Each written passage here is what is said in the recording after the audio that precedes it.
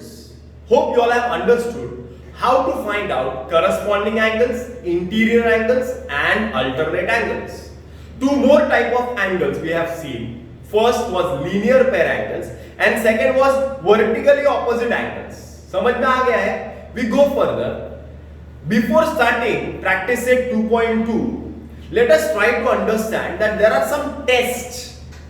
First test is interior angle test. एक बार देख लेते हैं बॉस पहले क्या है. I am not going to prove any test, but मैं सिर्फ तुमको लॉजिक क्लियर करता हूँ. This is line L, this is line N. This is a transversal line N.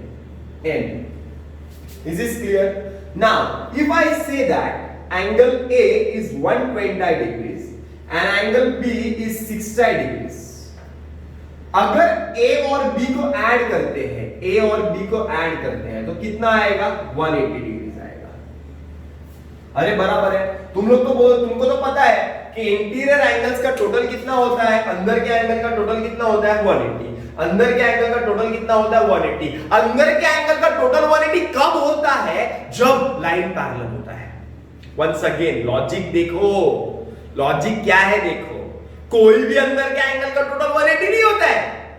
जब लाइन पैरेलल होगी ना, जब line L is parallel to line M, then this total is 180.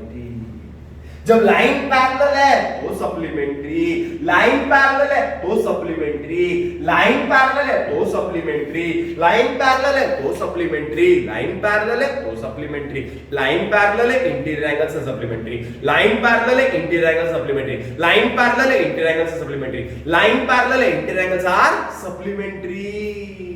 तो तुम लोग बोलेंगे सर तो आज क्या सिखा रहे हो आप? तो मैं ये सिखा रहा हूं कि अगर अंदर के एंगल का टोटल 180 है तो लाइन पैरेलल है. उल्टा भी हो सकता है.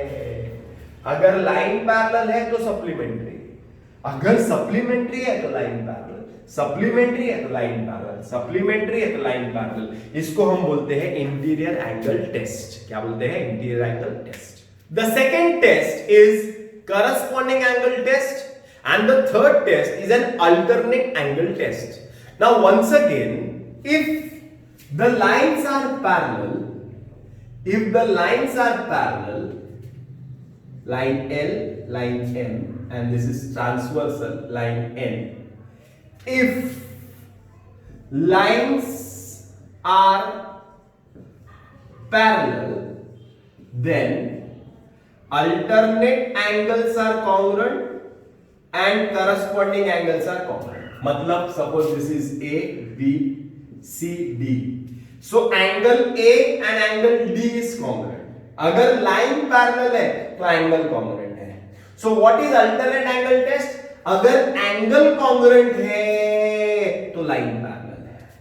अगर angle congruent है तो line parallel है. अगर angle congruent है तो line parallel.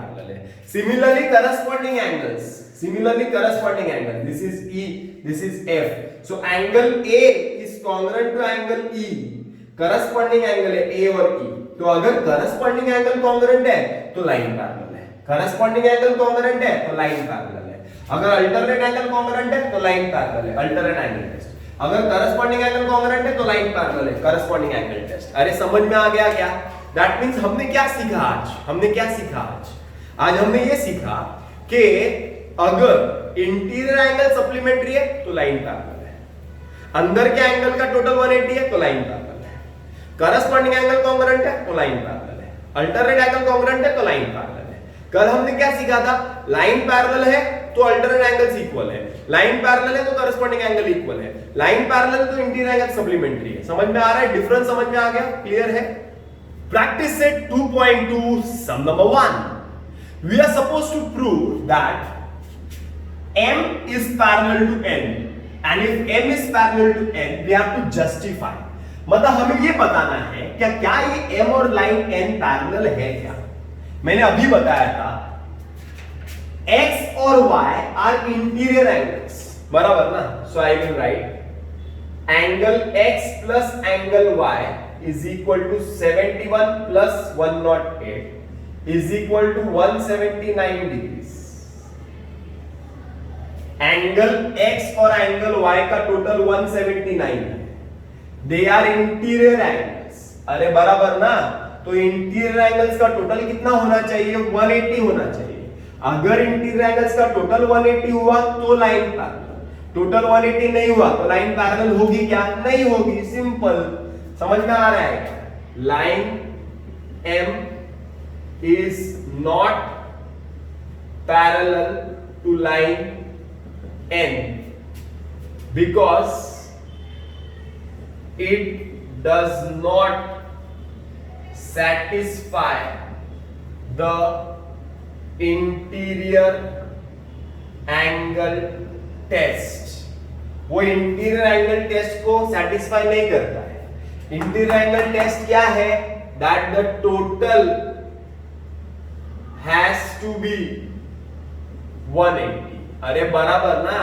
So here in this question the total is not 180, that means it is not satisfying our condition, so line M is not parallel to line N। this is the justification। अरे समझ में आ गया? Question number 2 of practice set 2.2। Here we are supposed to show that line L is parallel to line M। line L is parallel to line M। In the question it is given that angle A is congruent to angle B। A and B is congruent। So I have taken one angle C। So I will write consider angle C as shown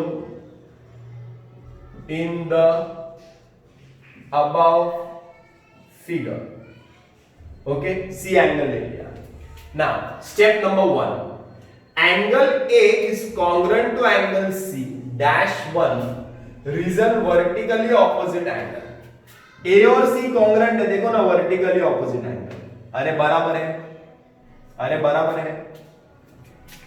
अब A is congruent to angle B, it is given A और B congruent ऐसा दिया हुआ है, बराबर है। so from 1 and 2, 1 और 2 में कॉमन कुछ है क्या? हाँ, A चले गया, खचैक बचेगा क्या? C और B। from 1 and 2 angle C is congruent to angle B, angle C and is congruent to angle B। so I can write but these are corresponding angles। ये कौन से एंगल्स है? corresponding है ना, देखो ना, एक लाइन छोड़ के। and also congruent, corresponding angles भी है और congruent भी है। अगर corresponding angle congruent है तो लाइन पैरेलल बाय कौन सा टेस्ट? corresponding angle test. क्या टेस्ट बोलता है? Line L is parallel to line M। अरे समझा क्या? तो अगर करस्पॉन्डिंग एंगल कॉन्ग्रुएंट है तो लाइन पैरेलल है, करस्पॉन्डिंग एंगल कॉन्ग्रुएंट है तो लाइन पैरेलल है। ऐसा किसने बोला? करस्पॉन्डिंग एंगल टेस्ट ने बोला। अरे क्लियर है, इजी है। This is the last sum of today's video, the basic one. In this question angle A is congruent to angle B, X is congruent to Y। we are supposed to show that line L is parallel to line N। I will write proof angle A and angle B are congruent to each other। angle A is congruent to angle B, reason given। it is given that angle A and angle B is congruent, but you look at that angles, you will find that these are corresponding angles। देखो ना, एक line छोड़ के corresponding angles है। so I will write but these are corresponding angles for lines या on line L and line M, and also they are congruent। अभी मैंने सिखाया था, अगर करस्पॉन्डिंग एंगल कॉन्ग्रुएंट हो गए तो लाइन क्या होगी? पैरेलल होगी। करस्पॉन्डिंग एंगल हो गए, कॉन्ग्रुएंट हो गए तो लाइन क्या होगी? पैरेलल होगी। Therefore by corresponding angle test corresponding angle test, line L is parallel to line M, equation number 1। Easy के हार्ड? इजी। आगे चलते हैं। Angle X is congruent to angle Y। देखो ना, X और Y कॉन्ग्रुएंट है। देखो ना, जीन का Z बनता है क्या? बनता है ना Z, so I will write, but these are alternate angles for parallel lines, for lines M and line N, and also they are congruent, therefore by alternate angle test. क्या बोलता है अल्टरनेट एंगल टेस्ट? अगर alternate angles congruent है तो line M is parallel to line N dash 2।